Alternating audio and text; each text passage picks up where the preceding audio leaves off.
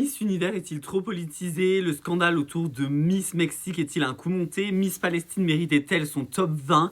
Je vais vous dire tout ce qui se passe dans ce monde de Miss. En gros, tout le monde parle d'un coup monté pour Miss Univers parce que vous savez, elle s'est faite insulter donc il y a 2 semaines. Elle a quitté la salle parce que forcément elle était choquée, les filles l'ont suivie et ça a mis un coup de projecteur sur l'élection de Miss Univers.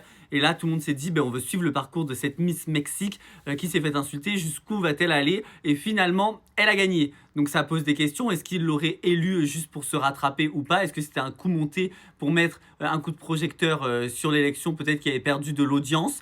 Et en fait, du coup, il y a eu aussi Miss Palestine qui était dans le top 20 et on s'est demandé est-ce que la politique prend pas trop le contrôle de ce concours, comme l'Eurovision par exemple pour le concours de chant. Donc en fait, Miss Palestine, c'est clairement bien, je trouve qu'elle soit dans le top 20 parce que ça signifie que Miss Univers a des valeurs, Miss Univers prend compte de ce qui se passe dans le monde.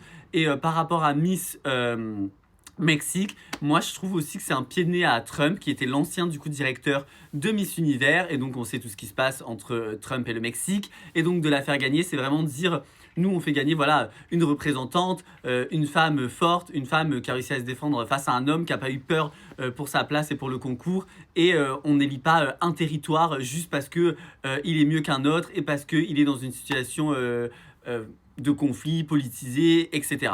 Donc dites-moi ce que vous en pensez, mais ça soulève quand même pas mal de questions et je pense que les concours Miss Univers ne seront plus jamais comme avant.